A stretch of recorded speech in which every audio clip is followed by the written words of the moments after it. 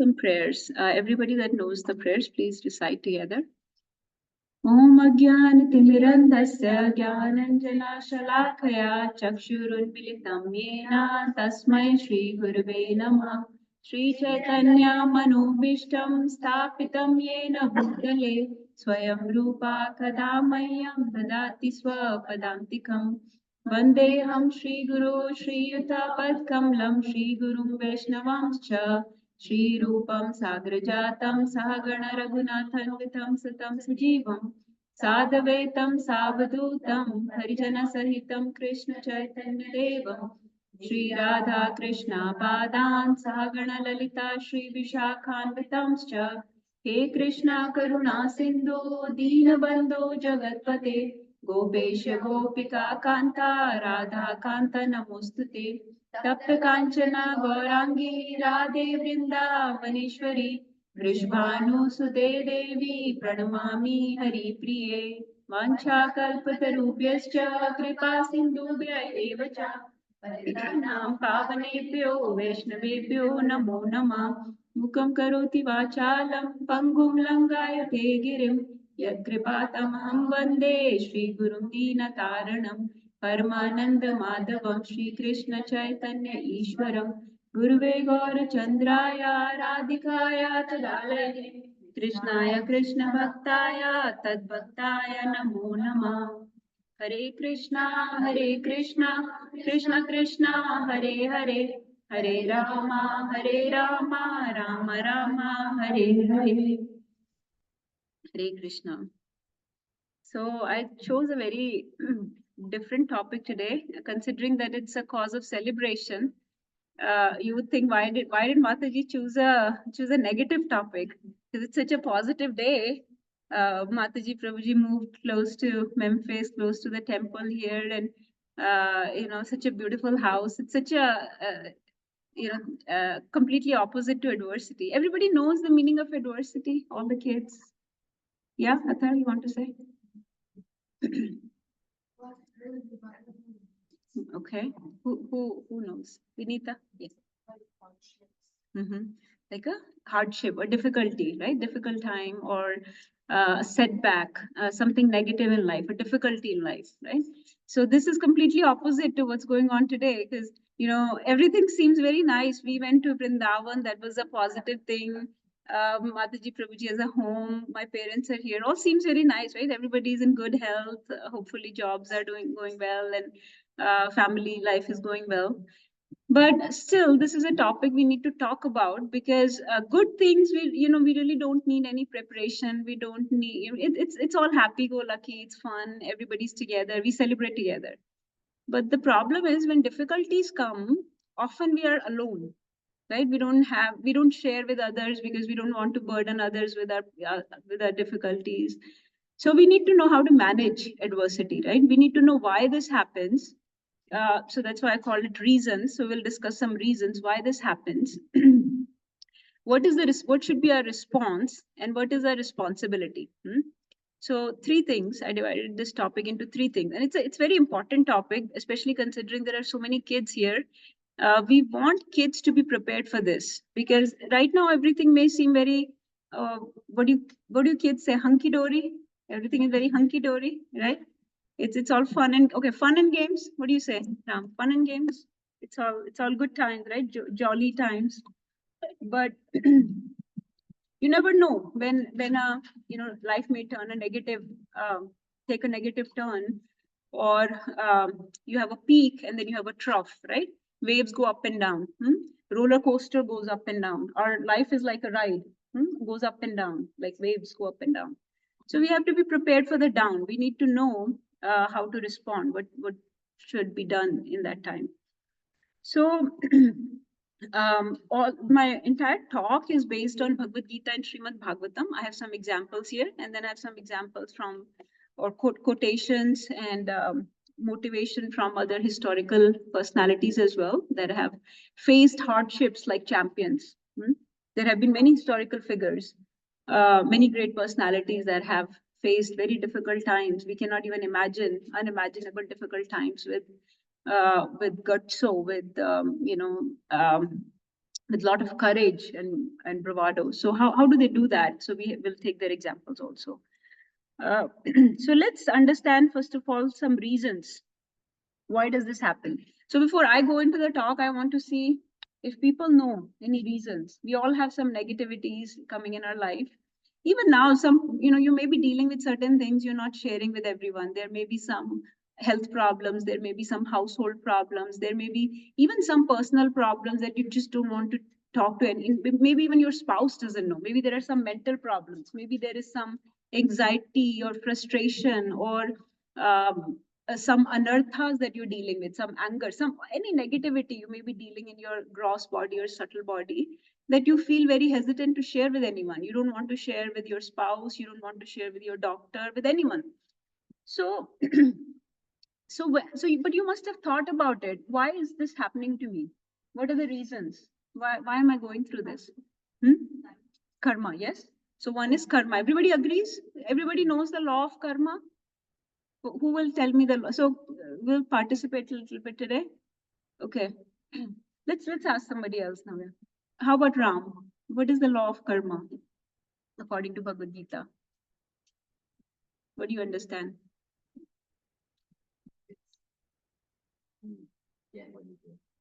Yeah. So you sow what you reap, right? You shall reap what you sow, right? You reap what you sow. So which means that everybody knows Newton's laws. What is the third law of Newton? Every action has an equal and opposite reaction. So I feel that that's an easy way to explain, to understand the law of karma, that every action has an equal and opposite reaction. So if you do something good for someone, that good will be returned back to you in this life or in next. If you do something bad towards someone, something sinful, something criminal, something negative, then that negative will be returned back to you in equal measures. You don't know when it will come back. It may be in this life or another life, but it will come back. Is this a universal law applicable to all humans, or are some humans exempt from this law? All humans, whether they're aware of this law or not, it applies to everybody, right? It's like it is said that it's like fire. Whether a kid knows that the fire burns or not, if you put your hand in the fire, it will burn. So law of karma is applicable to everyone. So that's one reason. Yes. But a lot of people, they say. It's not question answer? No, this goes with it. A lot of people say that I have not done anything bad. Why is something so bad happening to me? I don't remember anything bad that I've done. That is so bad, and I'm behaving such a bad result. Why is that? Yeah, let's see. Why is that? I haven't done anything bad in my life. I've lived a very good life. My job is nice. I'm very honest, hardworking. I'm not a cheater. I'm not a fraud. I don't do anything bad. So why do bad things happen to me? Yeah, there may be your karma from the past life that you don't know about. Does that answer your question? Is that satisfactory? Do you have any more questions for her? So the first reason is that Mataji mentioned very nicely, karmic cleansing, right? So we have to pay our debts. This is our cosmic debt. This is our debt for existing in this material world, because we were not supposed to be here.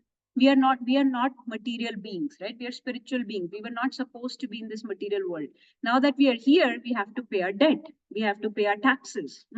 So we have to pay, you pay taxes for everything in life, right? You pay taxes for driving on the road, for everything. You have to pay some money, right? So you have to pay your debt for everything that you're doing here. So if you're doing good, you will pay something. If you do something bad, you will pay something. So you have your debt that you have to pay.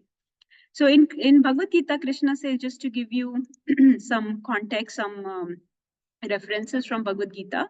Can anyone quote a verse from Bhagavad Gita where Krishna mentions about karma?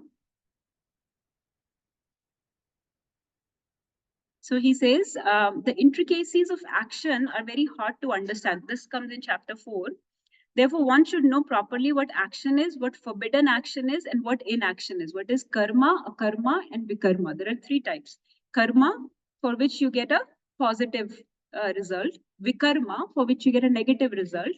And akarma, for which you get no result. So ideally, we should be all performing akarma, an action of sacrifice, of service, which is completely dedicated to the Lord, because on that there will be no tax, there will be no you will not be under any debt because you did it for the Supreme Lord. If you did it for anybody other than Supreme Lord, there will be a debt to pay. So that's called karma. So he says, karmano hi api bodhavyam cha vikarmana, akarmanascha bodhavyam gahana karmano gati. He says, gahana karmano gati. This law of karma is very intricate. So just like Nagarjuna Prabhu was asking, when did I do something bad? Huh? I don't remember. I didn't do anything bad. He says, Gahano hi karmano gati, which means it's a very intricate web of karmas, of actions. You will not be able to solve it. बहुत ही गुत्थी है आपके कर्मों की. It's like a jal. It's like a web. You will not be able to untangle it. So don't go into which karma I did to deserve this outcome in my life. Why did I get this outcome? Don't try to overthink this. You did something, and this is the result that you're getting. Don't try to solve it, because you will not be able to solve it. You are an eternal spiritual entity. You have existed in this material world for millions of lifetimes. You will not be able to solve when you did a bad act and got a bad result for that now. So he says, Gahano hi karmano gati. Okay, karmic cleansing. What else? Why do we get bad results? Why do we get bad outcomes?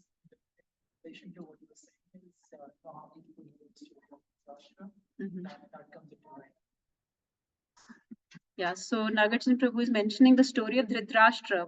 All his 100 sons got killed. So Dhritarashtra asked, what did I do that my 100 sons got killed? Now he had somebody to answer for him. So does anyone know why his 100 sons got killed? What did he deserve? Why did he deserve that bad outcome? 100 lifetimes ago, he killed someone's babies. He killed the birds. Yeah, the eggs or bird's nest. He destroyed a bird's nest that had 100 eggs in it. So he had to get that back because he killed somebody's 100 babies, even though it was a bird's. He had to get that outcome, but it came back 100 lifetimes later, because you can, what is the answer? You get one son in. Yeah, you need a lot of, so he asked, so why did you give me 100 sons in the first place? And why did you, wait for 100 lifetimes or so many lifetimes before I got this bad karma? So that 100 lifetimes is bad. So he said, Krishna told him that because you need a lot of pious karmas to get one child.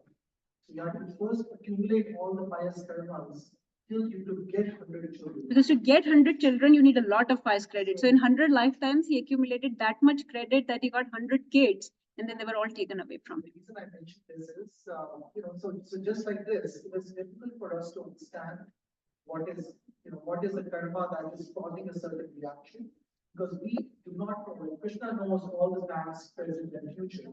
So that's why he was able to answer it. We don't know anything about our past lives, and we don't know about our future. We just know about this life, maybe a few decades or not even remember what happened. So even this lifetime, we don't remember the beginning.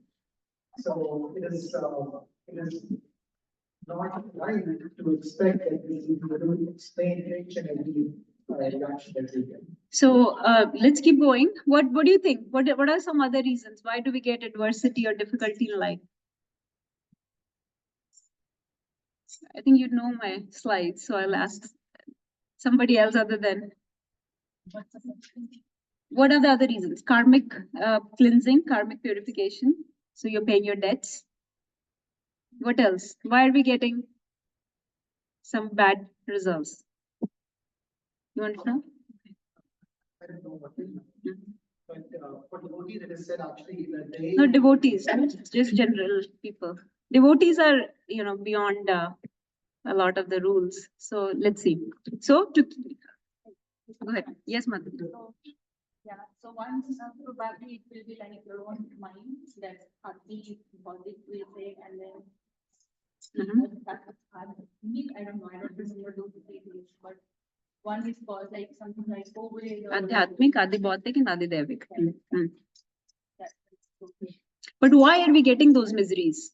Are we getting a misery like war or terrorism or gun shooting or COVID or a plague or whatever? Why are we? So what is the reason for this misery? So this is the reason I put here, to kill bodily conception, because through so many lifetimes we have developed such a strong bodily identification that we are very comfortable in this material world, and we keep trying to make this material world our home, right? We are not trying to go back. So Krishna is trying to kill our bodily attachment. So to tell us that this world is not meant for you, this is not a place for you. So you need to be detached from this body. You need to be detached from the material world. Give up this enjoy tendency. This world is not a place for enjoyment. You're not here to enjoy. You're here for a purpose. There is a goal.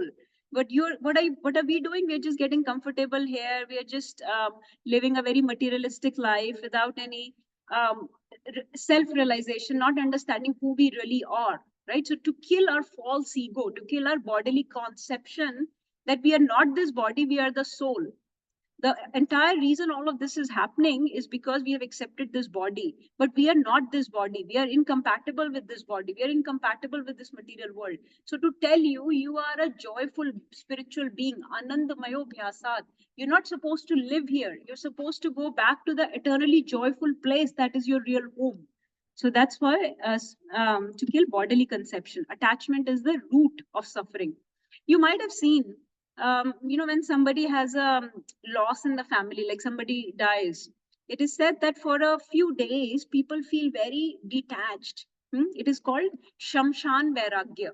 तो वैराग्य या detachment आ जाती है at least कुछ दिनों के लिए लोगों में, because they realize, oh, this person left his body, this person left, I may also leave. So for a few days that feeling stays with us, where we feel detached from this world, detached from our work and our family members, and we understand, oh, I'm a spiritual entity, I'm a spiritual being, right? So that is called there are many types of vairagya, but this is called Shamshan Vairagya, because somebody's death triggered that understanding in you that I'm not this body, I'm the soul. So Krishna wants to kill our expectation of enjoyment in this world. He wants to frustrate us here. He wants us to understand there will be a lot of anxieties, lot of frustrations and problems here. This cannot be your place. So any expectations of enjoyment in this world will be frustrated. So adjust your expectations and understand the real purpose of you, of self, and real purpose of this world. What else?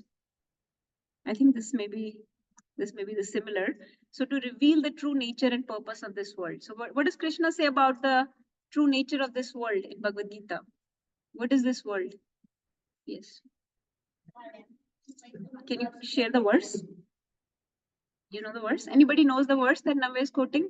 She's saying Dukhalyam, that Krishna says in Bhagavad Gita, this world is a house of miseries. So he says the real nature of this world is that this is Dukhalyam, this is house of misery. And the purpose of this world is your purification. Why have you come here? You have come here to become purified, because to purify your enjoy tendency, to kill your lordship mentality, to kill this idea that I should enjoy separately from Krishna, to kill this idea that I am the Lord, and to understand that actually I am the servant of the Lord. I'm not the Lord myself. So that is the purpose of this world, your purification. So he says in Bhagavad Gita 8.15, Mamupetya punarjanma. Everybody please recite. Mamupetya punarjanma. Dukkhalyam ashashvatam. Dukkhalyam ashashvatam. Napnuvanti mahatmana. Nahatnuvanti mahatmana. Samsiddhim paramam gatim. Samsiddhim paramam gatim. So he says that this world is a house of miseries, but once you achieve me, Mamupetya punarjanma, rebirth will not happen in this material world. So Mahatma, or the self-realized souls, will not take birth in this material world again. He also says in chapter 9, Anityam asukham lokam imam prapya bhajasva mam, that you have come to this anityam, this temporary asukham, this miserable world, but having come here now, engage in my service, bhajasva mam, engage in my service. So that is the purpose of this world, to engage you in service and to purify you of this bodily conception. Actually, I think everybody understands this concept, but I'll just ask, what is happiness here in this world? We're talking about suffering, but what is happiness here? Happiness in this world is compared to like a man whose head is being pushed into the water. And then when he's taken out, he suddenly has relief. सांस आई, right? क्योंकि उसका पानी से sir निकाल दिया तो उसको सांस आई. So happiness in this world is actually just relief from suffering. And when his head is put down into the water again, dunked into the water again, he's suffocating, he's suffering. So that is suffering. And when his head is taken out, he feels relief, he's able to breathe. So he thinks, okay, this is happiness. So happiness in this world is actually just a tiny bit of relief from suffering. So this, and that happiness is also very temporary. It's very short term. It's very superficial. So again, so the nature of this world is temporary. It is dukhalyam, and we're supposed to go back to our eternal existence. What else? And Mataji, I think said, somebody said, it is for our purification. What kind of purification am I talking about? So we already talked about to kill our false ego or bodily conception, for karmic cleansing. What other purification? What happens when we are facing a difficult time? Yes. But not everybody does, right? Let's say you're not praying to Krishna. Let's say you're not a devotee, you're not praying. You're atheist. You don't believe in God. You can. That solidifies, right, that there is no God, because he's like, okay, this world, it is very unfair.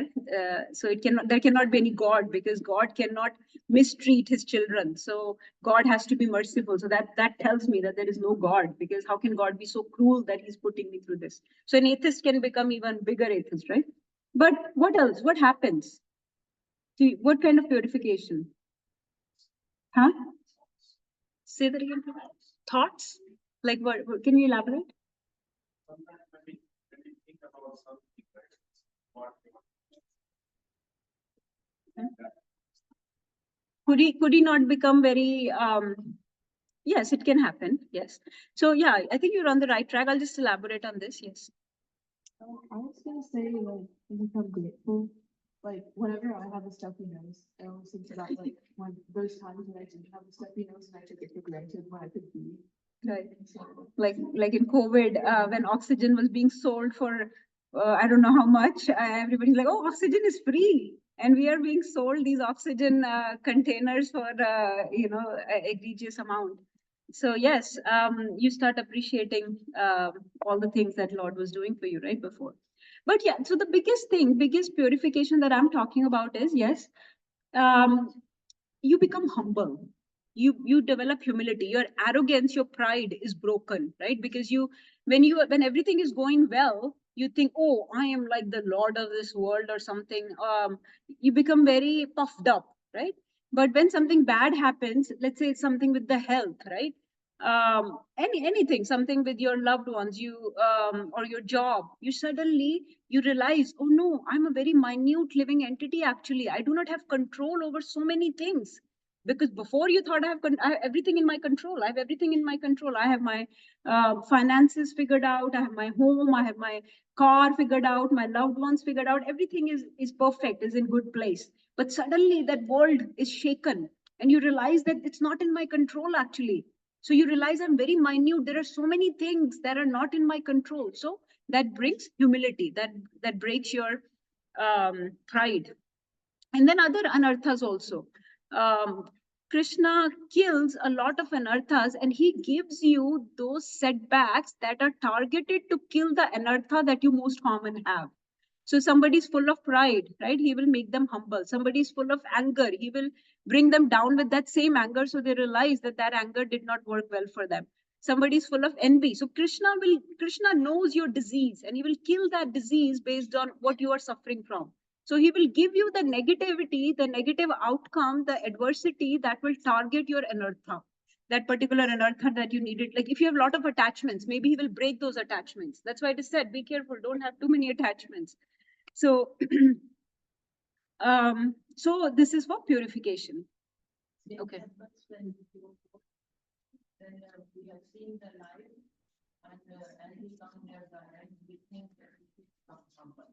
Most of the people they are very And the microphone, because online we can start sharing.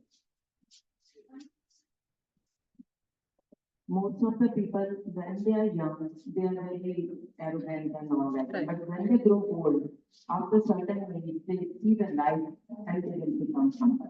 Right. Because they learn the lesson of God's life. Yeah, I mean, your body starts deteriorating. The one thing that you thought was in my control, my body, that starts degenerating, deteriorating. So you realize, oh my God, my own body is not in my control, right? So many things, basic things that you were able to do before, and you were so puffed up because you were young and energetic and you could rule the world, and suddenly those things start slipping away, one after another. So you realize that actually these things are all very material, very temporary, and they're not in my control, and they can be taken away anytime.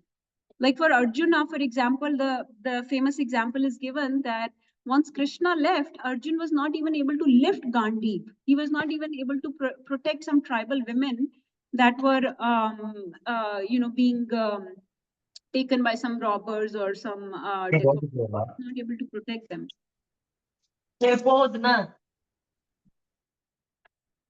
Okay, so the next is, okay, so these are the reasons. So Krishna arranges for our purification, right? He kills certain anarthas. He wants us to get rid of the bodily attachment. He wants us to understand the purpose of this world. And he wants us to clean our karmic plate, karmic debt. Okay, so those are the reasons why negative things happen. So next time when negative things happen, we can always think, okay, there is, Krishna has some arrangement. He's purifying me in some way, right? So what should be a response? Okay, this is now the next 2/3 of this class.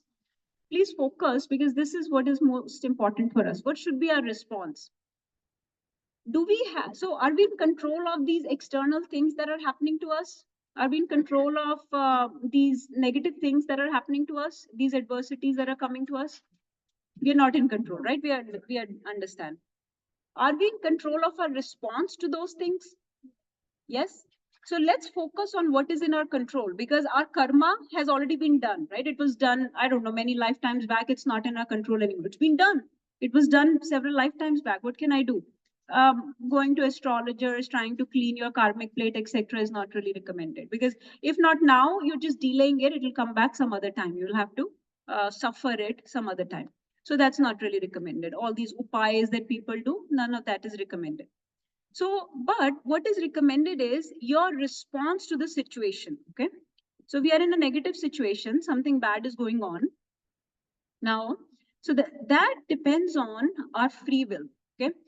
Does everyone understand the concept of free will? This also comes in Bhagavad Gita and Bhagavatam, that each of us has, even though we are very small living entities, we are very small spiritual beings, we are not very independent, but we do have a minute independence given to us.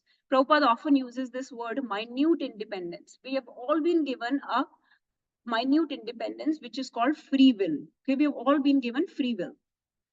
So free will means we have some choice. Okay, what to do? We have some choice on what to do. Okay, it's like common analogy is given. Let's say you board a flight. Let's say you board a flight. Now, what route that flight takes, bumpy, smooth, wherever the pilot takes you, that's not in your control, right? But what you do in that flight is in your control. So let's say you are going through some turbulence. Now, somebody can start screaming, somebody can start crying, somebody can start laughing, whatever. Somebody can start chanting, somebody can just sit in meditation, whatever. So that choice is in that person's hand, but that turbulence is not in that person's hand, right? So that is called free will. So a very minute independence we have. We cannot drive that plane, we cannot fly that plane, but we can choose what we do when we are going through that situation. So that's called free will. Okay, so we all have free will in every situation, and that action that we perform with that free will decide our future karma. Okay, future reactions. So we have a choice of response. This is a very wonderful statement. It says everything can be taken from a man, but one thing, the last of the human freedom. So this is a freedom that we have.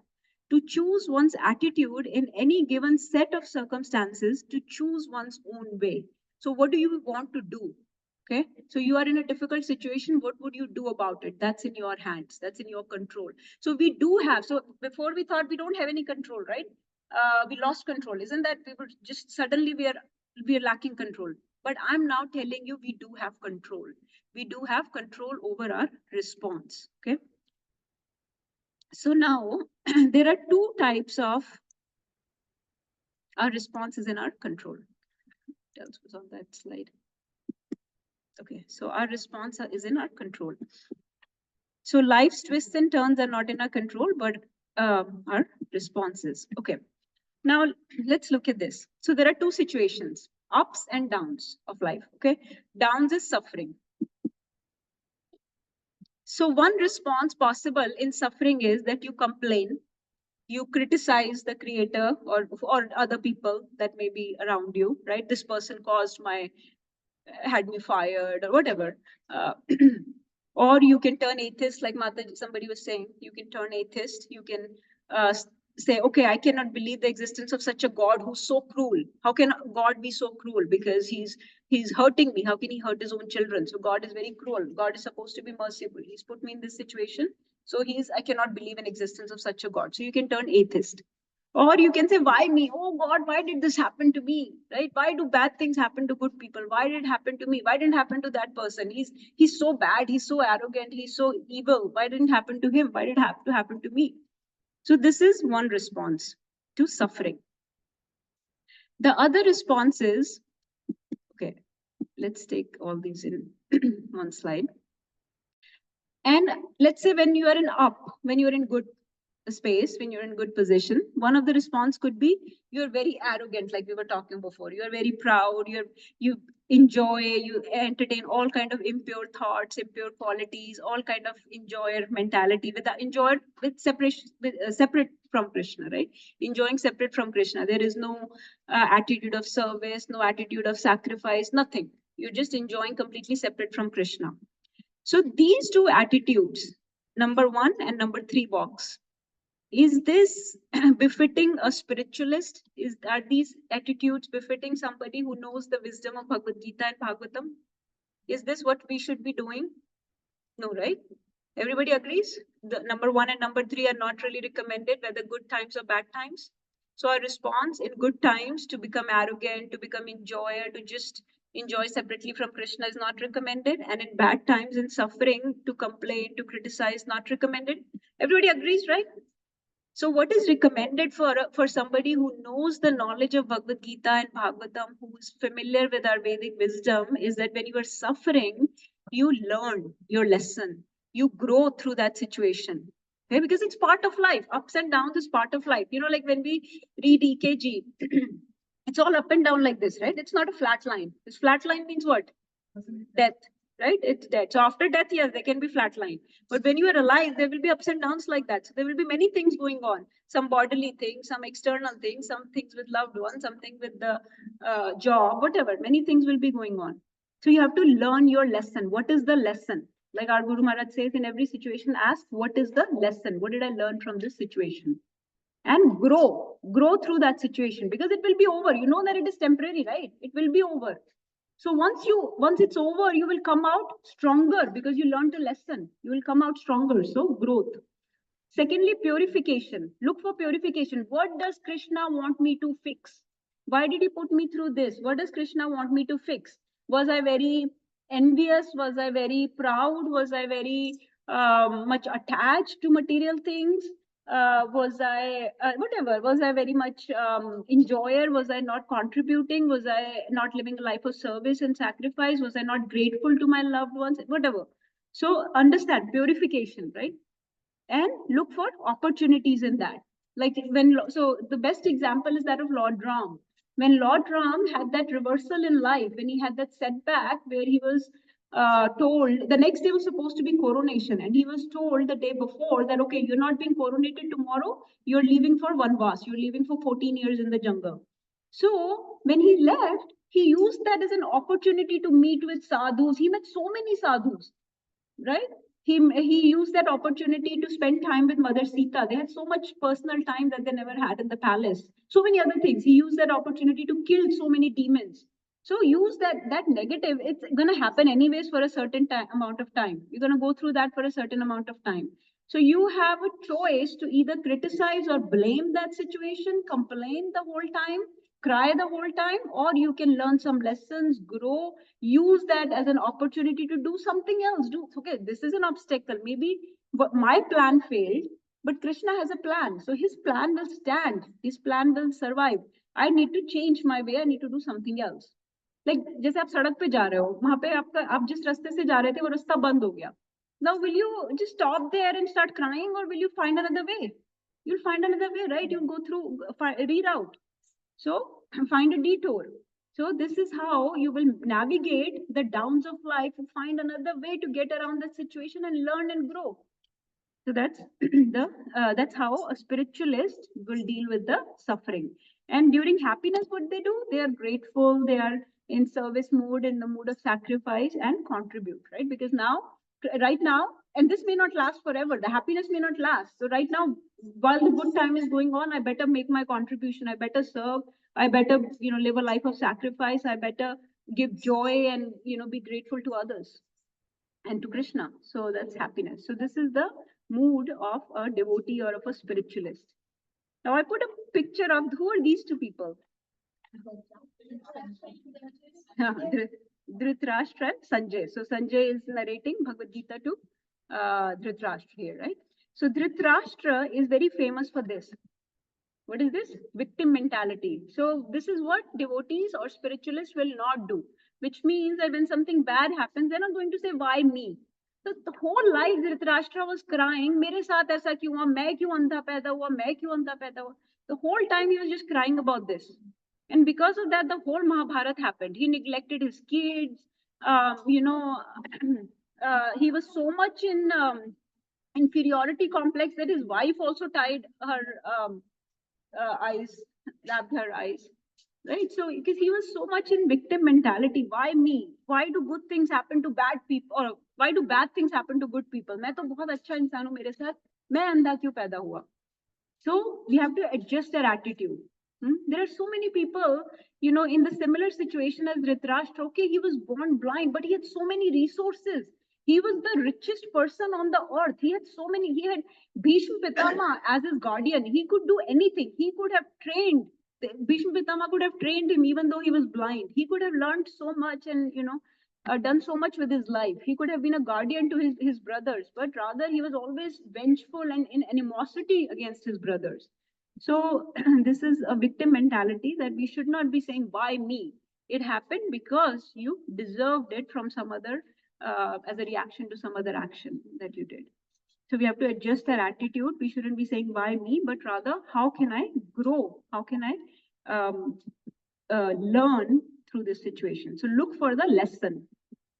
So it is said there are certain life lessons that you can only learn in the struggle. So look for lessons, because again, Krishna says in Bhagavad Gita, nothing happens by accident. Everything is planned, right? There is some plan of Krishna. There is an arrangement of Krishna. So if something is happening, there is a lesson. You just have to pick on that lesson. What is my lesson here? So it said, pick yourself up and dust yourself off. Okay, किसी ने मार दिया, गिर गए हो. Utho, dust yourself off and fight again, right? Get busy with the battle again. So always use that adversity when difficult time is going on as an opportunity for introspection, for reflection, for purification. Like, for example, can somebody give an example of what lesson would you learn? For example, let's say somebody was diagnosed with a cardiac problem at very young age. At 40 years, they're told that their arteries are blocked. What is the lesson here? What should they do? I'm just giving hypothetical. I mean, I know people have very, bigger problems than this, but let's say this is the problem. What is the lesson? Improve your lifestyle, right? Because they were probably smoking, they were probably drinking, they were probably eating unhealthy, they were probably not exercising. So the lesson is fix your lifestyle, because look, you're so young and you're already having cardiac problems, right? So become healthier. So that could be a lesson. Let's say somebody lost their job. So they have to see what is the reason. right? Was I not organized enough? Was I not contributing at my job? Was I not efficient enough? Was I not getting along with other people? Was I not, was I defiant to my boss? Was I getting into conflicts at work? What is going on? So fix that problem. Whatever is, and what will happen if you fix that problem? Will you improve or not? You will improve, right? So the next job that you get, will you not be able to perform better? Yes.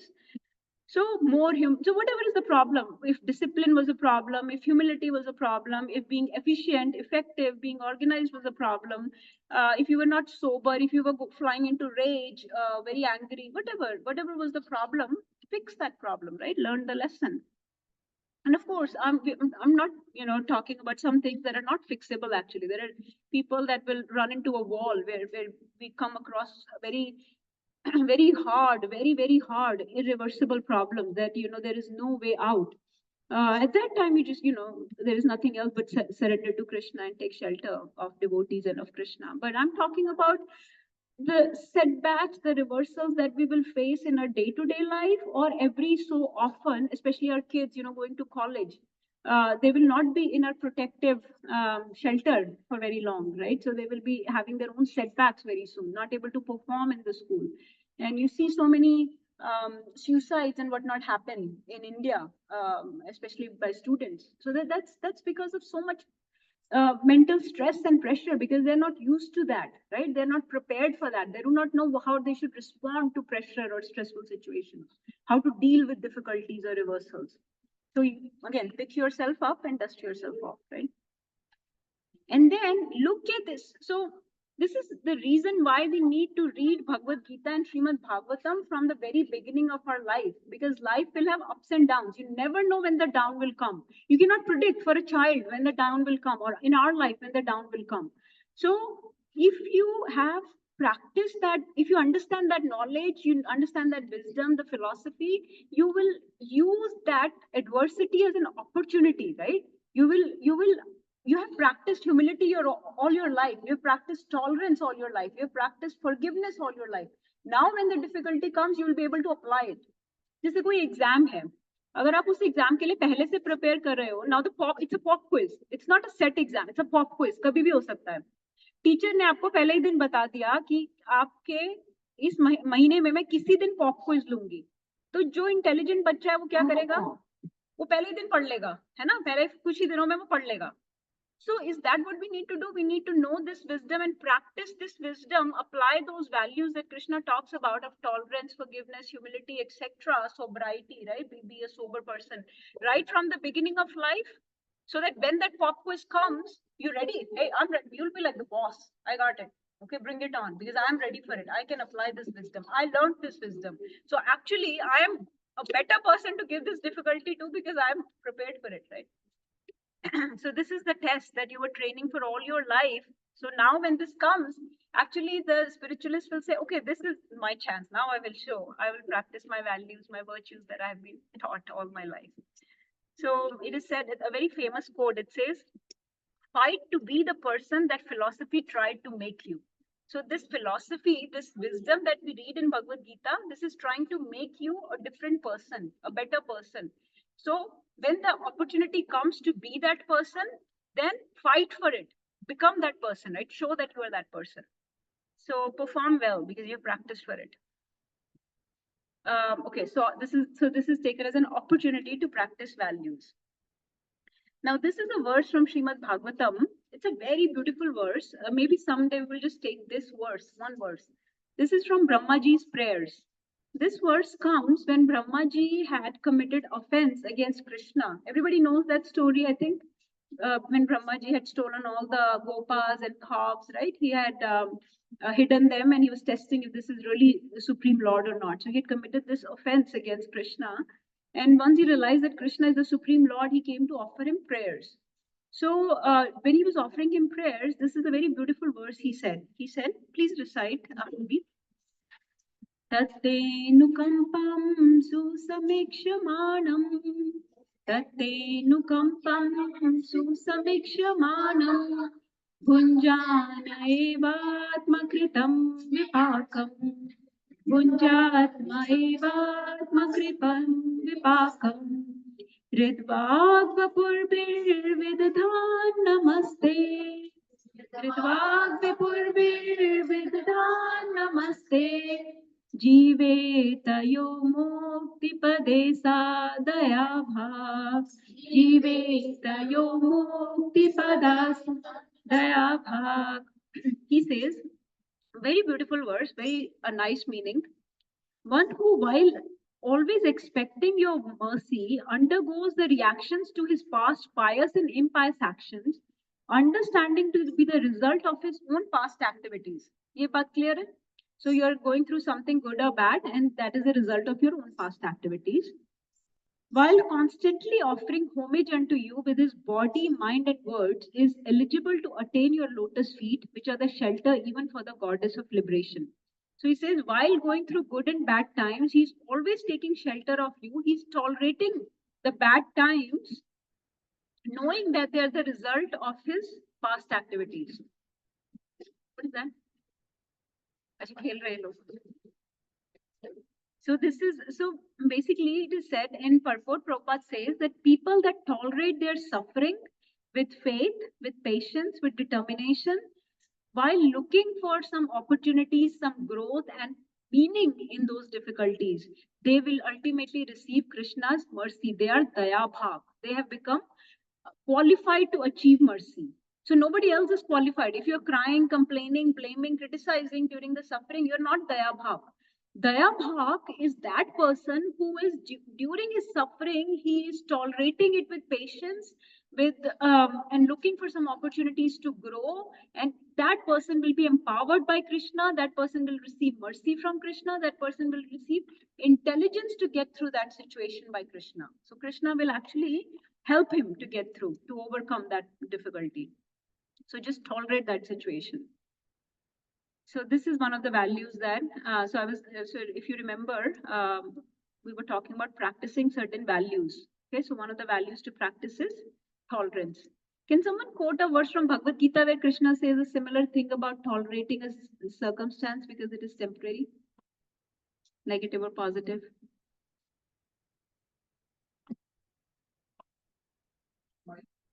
Vinita wants to say.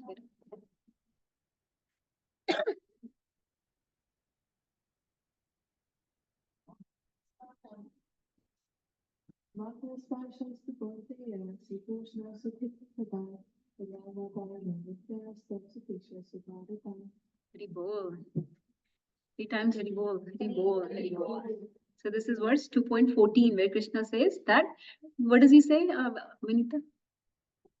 Just, you can paraphrase. A pure devotee through like all the 4 seasons and through the good and bad, they learn to tolerate it.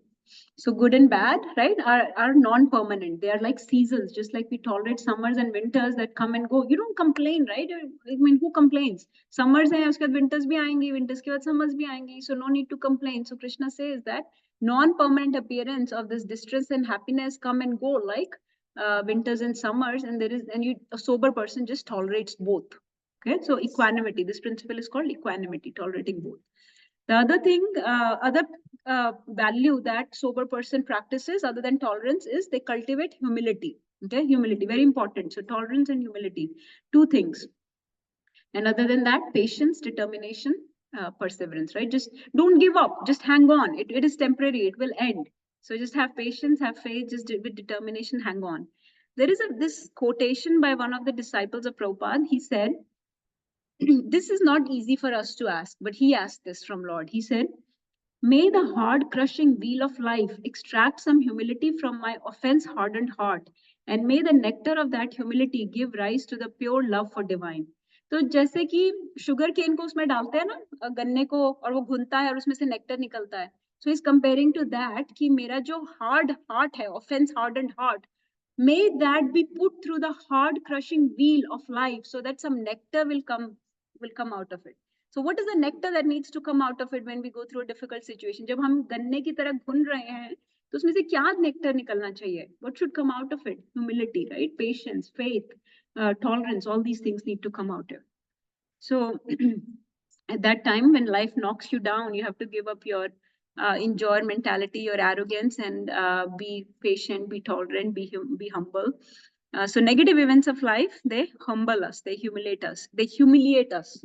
That's why Prabhupada used to say that this world is not for gentlemen or gentle ladies, because this world is a very embarrassing place. This body is a very embarrassing situation. When you get old, you understand, or when you have certain disease, you understand how embarrassing the body is actually. So, when we are young, we don't understand. But when these life, it's called life quakes.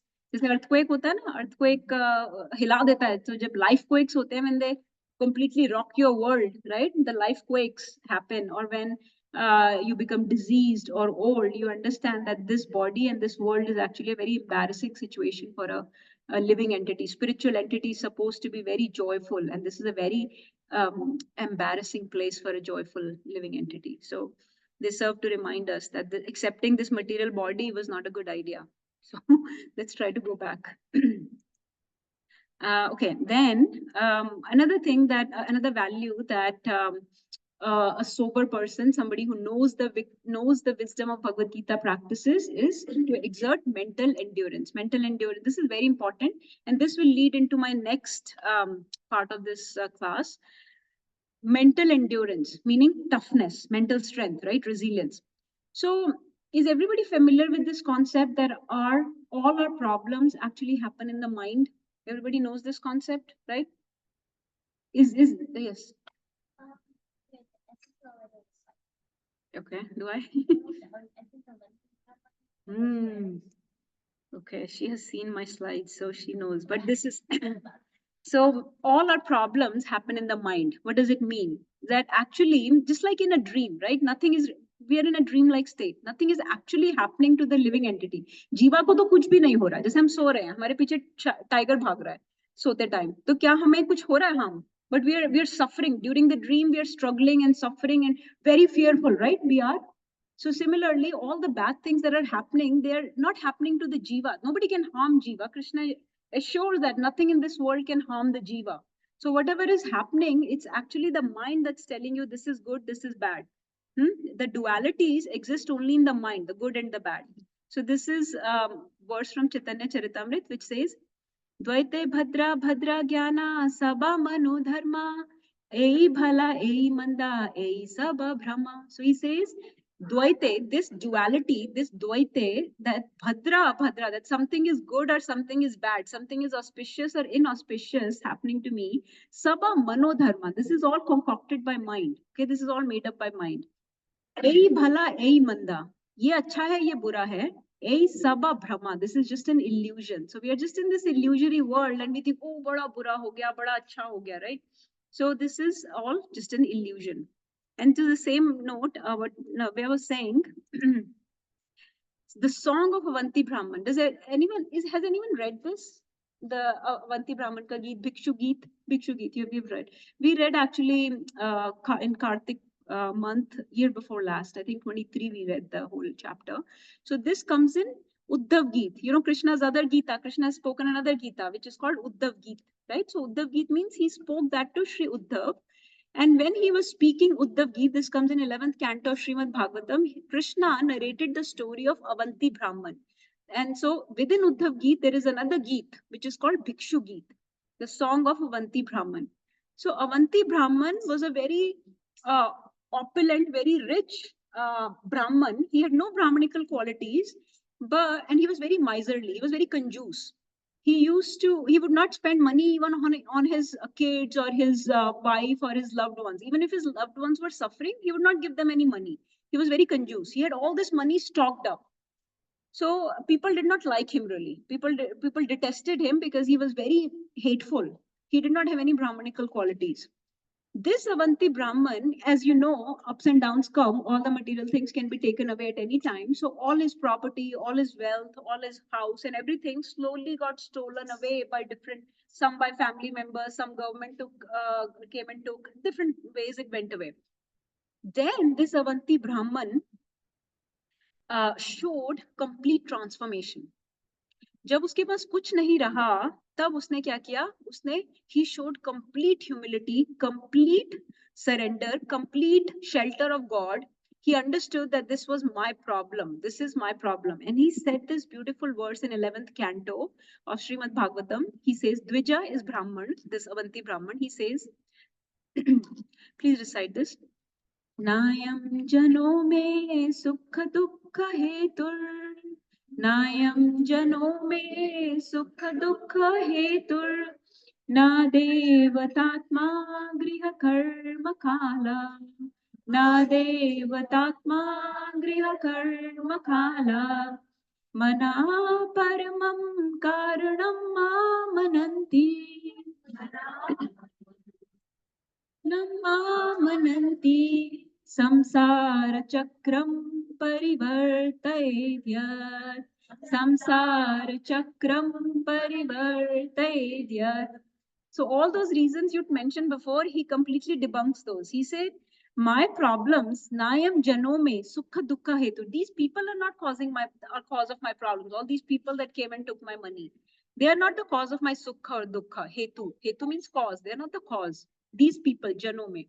Na devatatma, nor is it arranged by any devatas or demigods. Nahi, it is arranged by my karma. Okay, it is actually not even my karma. Kala, it is not even the arrangement of time factor. Mana paramam karanam amananti. Why am I feeling? Because this feeling of good or bad is made up by my mind. Not everybody feels the pain. Even though you're going through suffering, pain is a choice. Not everybody feels the pain. So a sober person actually may not feel the pain. A pure devotee who is surrendered to God, even though they are going through external difficulties, do not feel the pain internally. Because that pain, he says, mana param karanam amananti. That is made up by my mind. And because of that, I'm stuck in this samsara chakra. So, so in this regard, the example comes, this is just, you already understand that everything is temporary. But in this regard, the example comes of a very great devotee who went through a lot of sufferings in her life.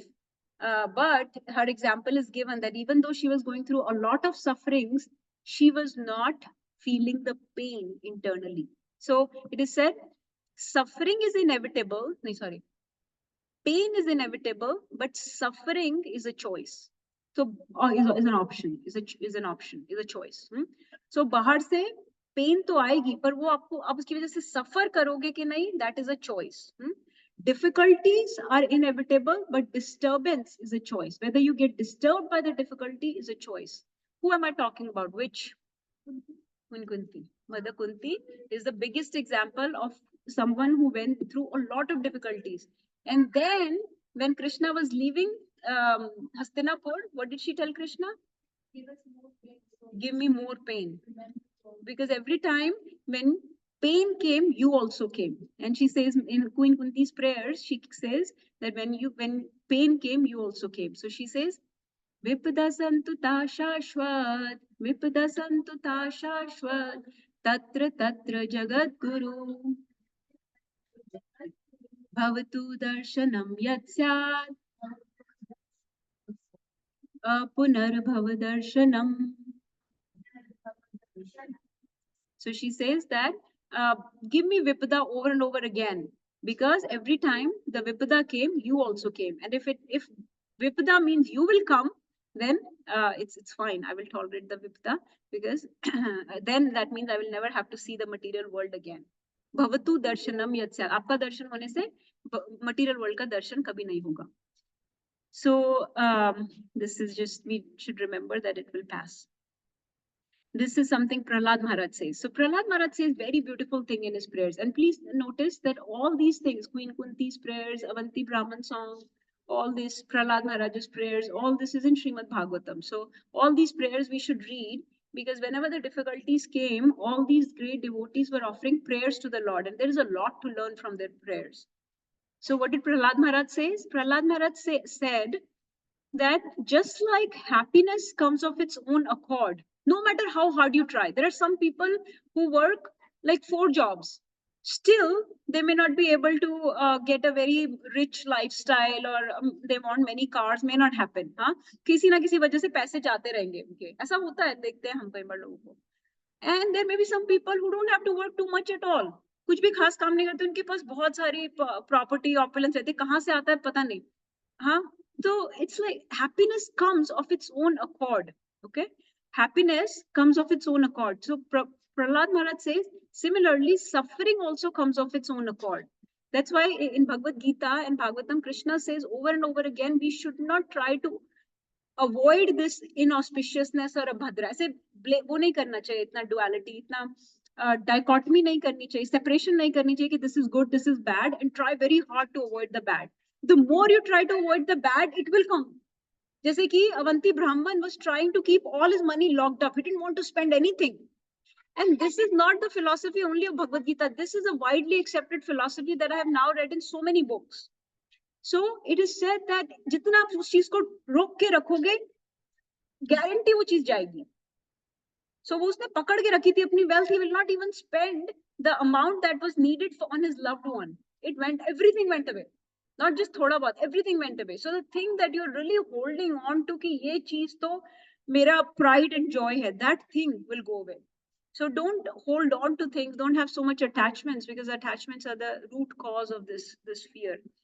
So Prahlad Maharaj says that we have no control over these externals, whether happiness or distress. Such happiness, look at the last line, such happiness is automatically obtained without endeavor, just as we obtain distress.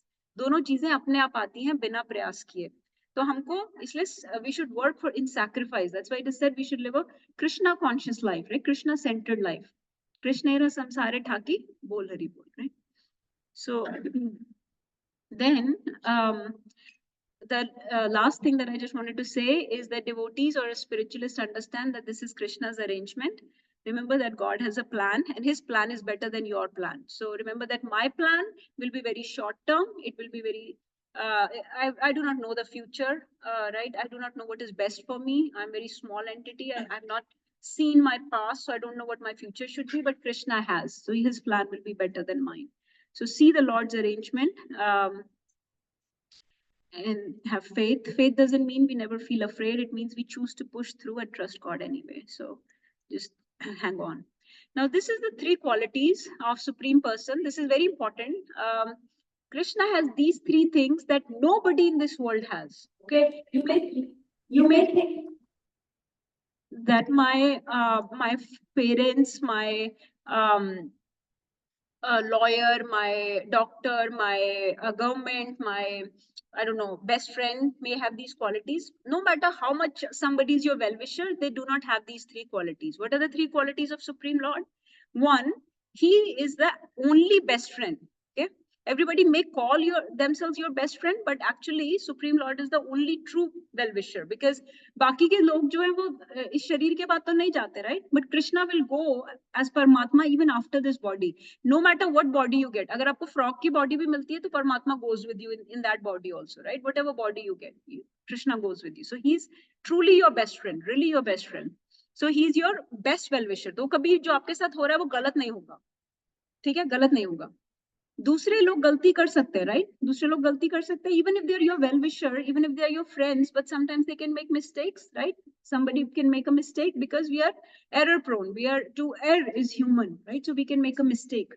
But Krishna cannot make a mistake. So remember this about him, that his arrangement cannot be wrong, because so जो भी किया है वो ठीक ही होगा. उनके खाते में कभी गलती नहीं हो सकती. So कुछ भी हो रहा है वो गलत हो ही नहीं सकता, because he's absolute truth. So he makes no mistakes. And third, he's complete knower. He says in Bhagavad Gita that I know everything about you. Even तुमको भी अपने बारे में नहीं पता, तुम्हें अपने पिछले जन्म नहीं पता. He says to Arjun, but I know all your past lives and I know all your future lives also. So I know what is best for you. So remembering these 3 qualities, have firm faith in the protection and maintenance by Krishna. So amidst all discomforts, remember that this relationship is the one relationship that will withstand the test of time. Nobody else will. Yeah. So in this way, devotee doesn't complain. This is Queen Kunti saying that beautiful prayer to Krishna. So it is said that devotees will actually hold the hand of Krishna more strongly. तो ऐसा नहीं कि वो atheist बन जाएंगे. Actually, it is difficult. It is a difficult situation, right? आप सड़क पे जा रहे हो और बहुत सारी cars आ रही हैं, बहुत सारे obstacles आ रहे हैं. तो you should hold your maintainer's hand, your guardian's hand even stronger. तो अगर आप हाथ छोड़ दोगे तो पक्का गिरोगे, right? The car will hit you. But if you're holding the hand of Supreme Lord, he will carry you through. So take his shelter. Okay, this is a very beautiful verse. We'll end with this. That Brahmaji again says in the same prayers, what does he say? He says, please recite this with me. Samashritaye pad pallava plavam. Samashritaye pad pallava plavam. Mahat padam punya yasho murare. Mahat padam punya yasho murare. Bhavambudivats padam param padam. Bhavambudivats padam param padam. Padam padam yad vipadam natesham.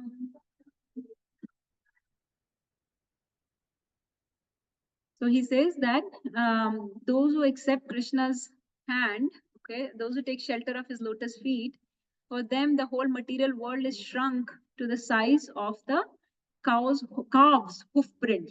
तो जितना पानी काफ के hoof print में, इतने से hoof print में आता है, संसार का भव सागर shrink हो जाता है उतने से size में. So this is the potency of taking shelter of the Lord. So take sincere shelter of Lord and devotees. These are just some parting thoughts. So we should not shun the devotees. Some people make that mistake that when they're in difficulty, they turn away from devotees. Actually, they're representatives of the Lord. So they are somewhat, better than the other materialistic people of this world to give you true guidance. So ask help from the well-wishers. Seek guidance from spiritual superiors and pray very hard. Okay. So this is the last thing, responsibility. What is our responsibility? Okay. So after all this, so you understand what should be our response. What are the reasons for adversity? So what is our responsibility? What do I mean by responsibility?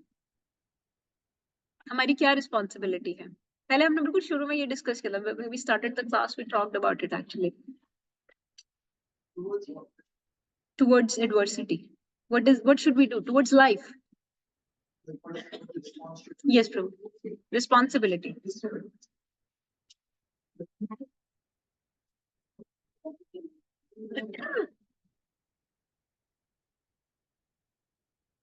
तो वैसे गुजराती में बोलते हैं हाँ जी.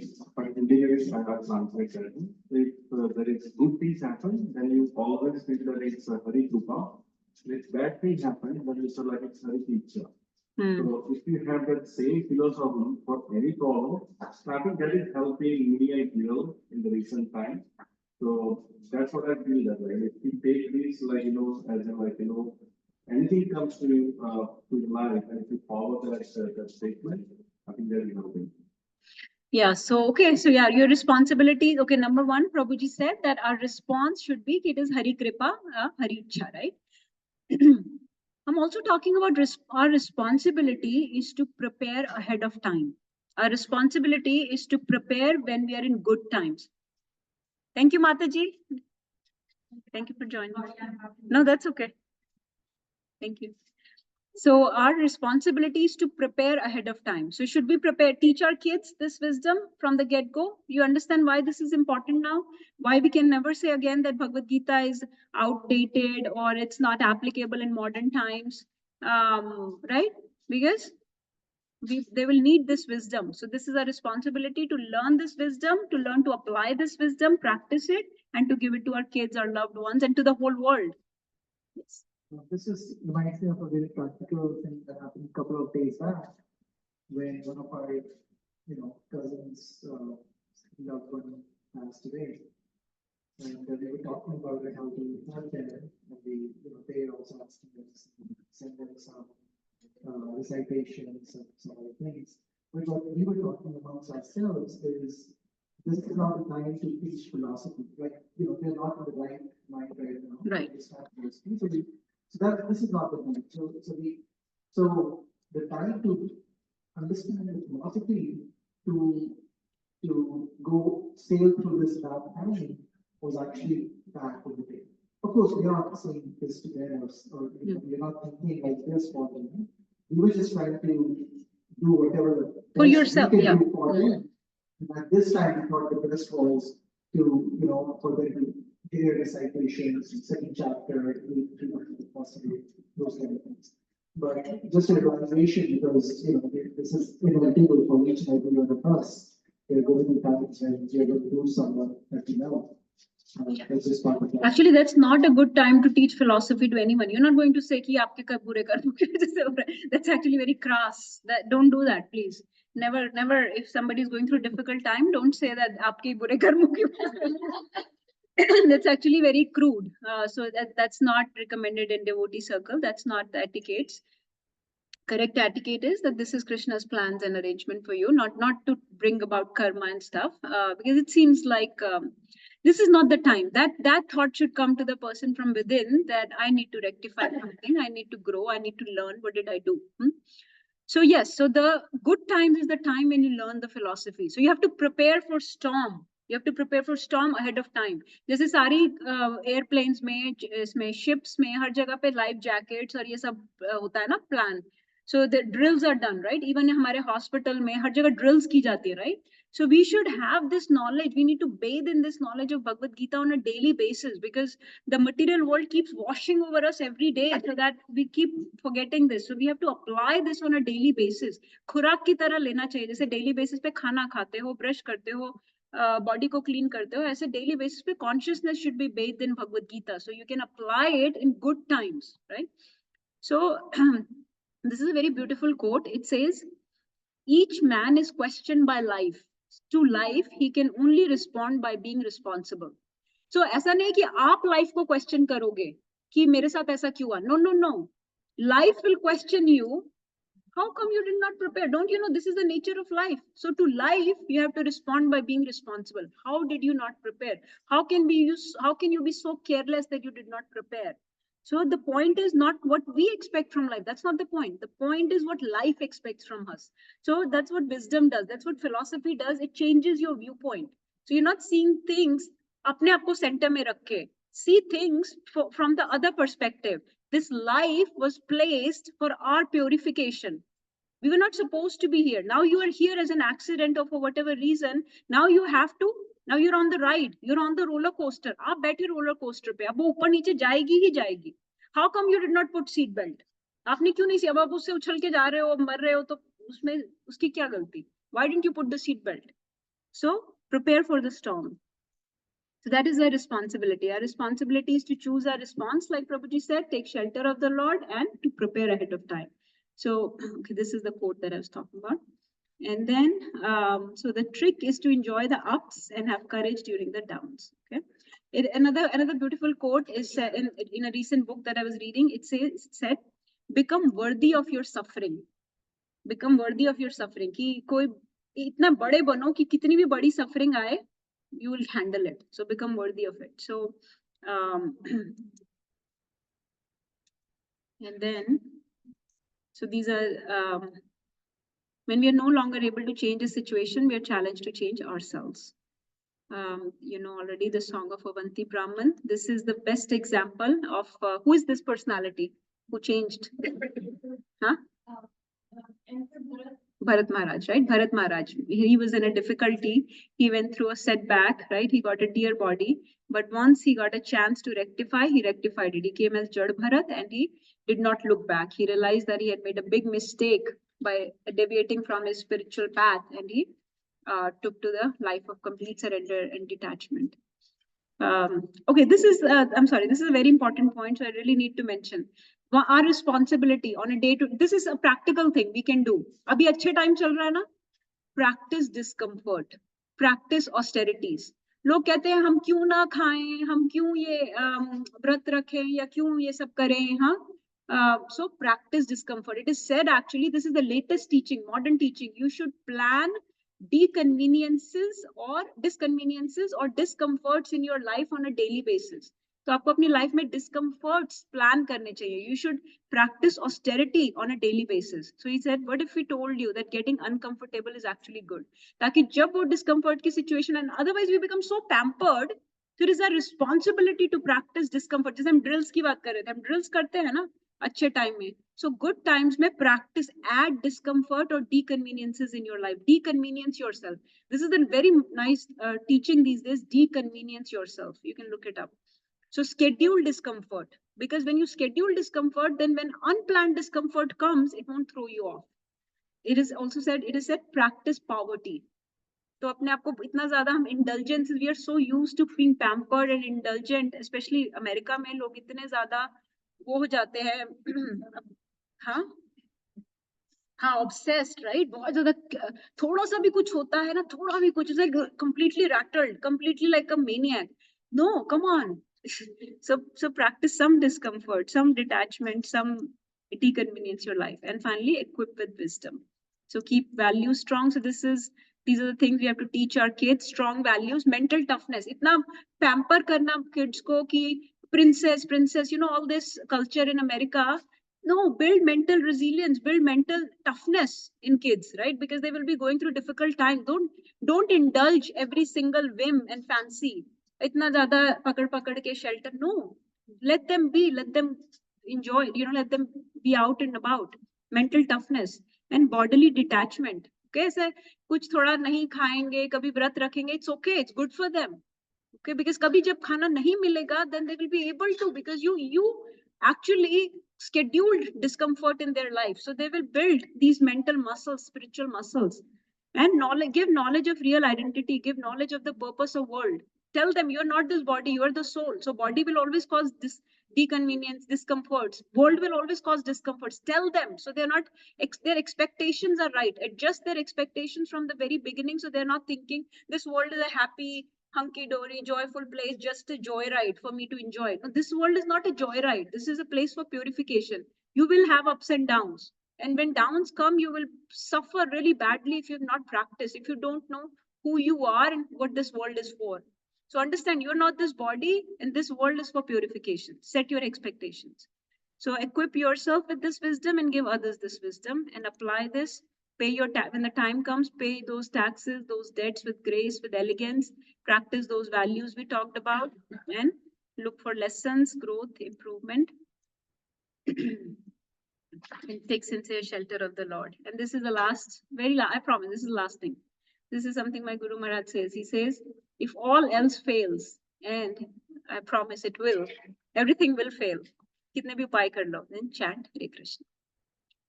So, and remember that life will ask us questions. We are answerable to life.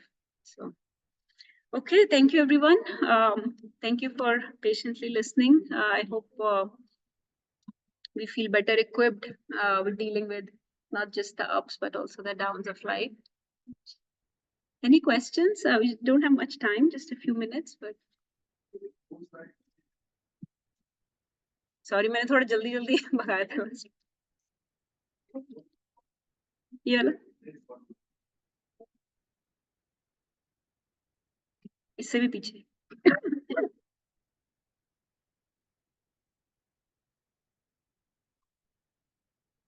Any questions? I have a couple of questions. What is it more? I think you can answer yourself.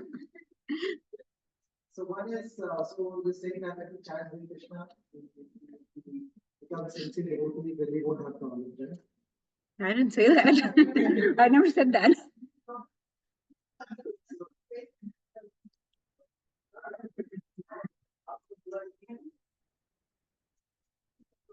So what I understood is that one of the things that you have to detach yourself from the materialistic life. So how can we do that? I mean, by living how can we?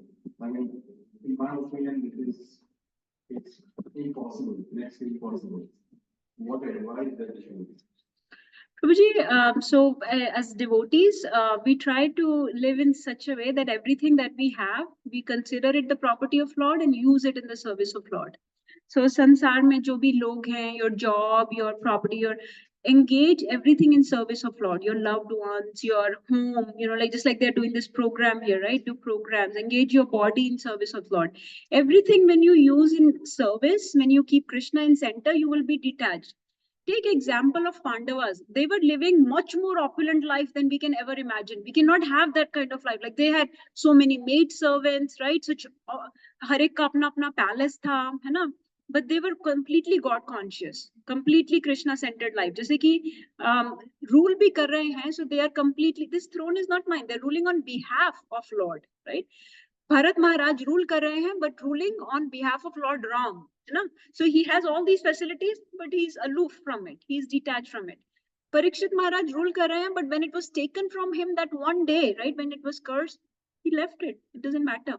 So ऐसी detachment हो कि पता है all this property, all this job, all these conveniences, comforts that have been given, one, they do not belong to me. They are temporary, they can be taken away. Two, to detach from them, engage those things in service of Lord. आपका laptop है, आपका phone है, आपकी body है, आपका job है, आपके पैसे आते हैं, इसलिए कहते हैं दान देते हैं, तो उससे दान की शुद्धि होती है, चैंटिंग करने से मन की शुद्धि होती है, कॉन्शियसनेस की शुद्धि होती है. Everything that you use in service of lord gets purified and you automatically develop detachment because I'm not using it for myself. So pay your taxes even when you are in good times.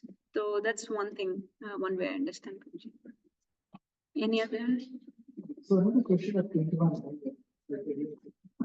that struck me is we always say that we should not to get too high in the good times, not to get too low in the bad times.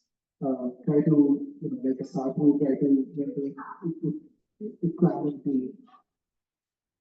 But doesn't that sound too boring? Like doesn't life become too boring if you become too much like that? So again, it's not about externals. You can be joyful, but it is about internals. You're not becoming arrogant and proud, thinking that everything was done by me. So I think you can quote the verse better than me. Which verse in Bhagavad Gita Krishna says that a foolish person thinks I'm this source of all this good things that are happening.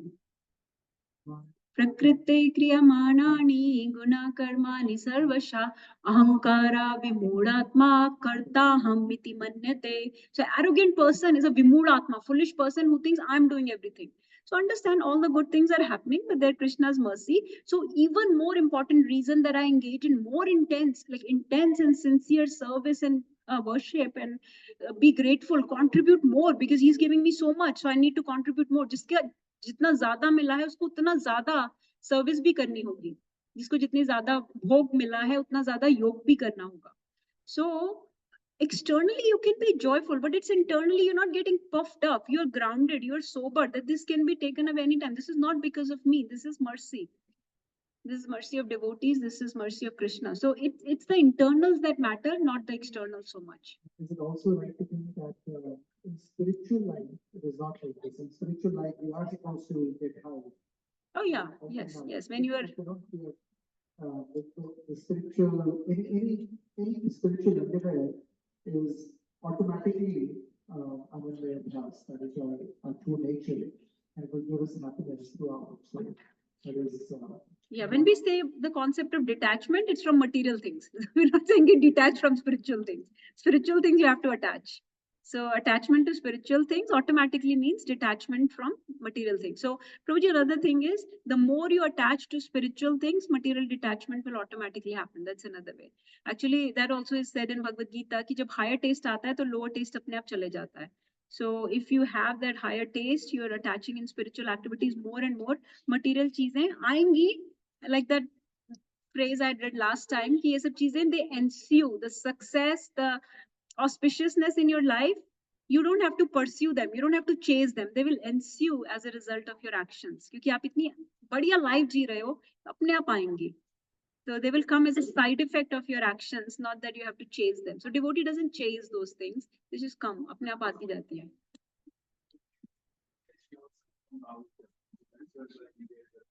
Expectations, if you can detach yourself from the outcome, you will ensure that those outcomes. Yeah, this is Bhagavad Gita's principle, right? Karma Yoga. Okay, any other? If not, we can stop. We'll stop. We can discuss casually after. Okay, we'll stop. Thank you everyone for joining. Mancha kaltarubhyascha kripa sindhubhyeva cha patitanam pavanebhyo vaishnavebhyo namo namah. Gurve gaurachandraya radhikaya tadalaya Krishnaya Krishna bhaktaya tadbhaktaya namo namah. Hare Krishna. Thank you everyone for joining. Jai Shri Radhe Shyam. Okay, Mataji, I'm going to stop the meeting. Okay, we can keep it, I'll keep it going.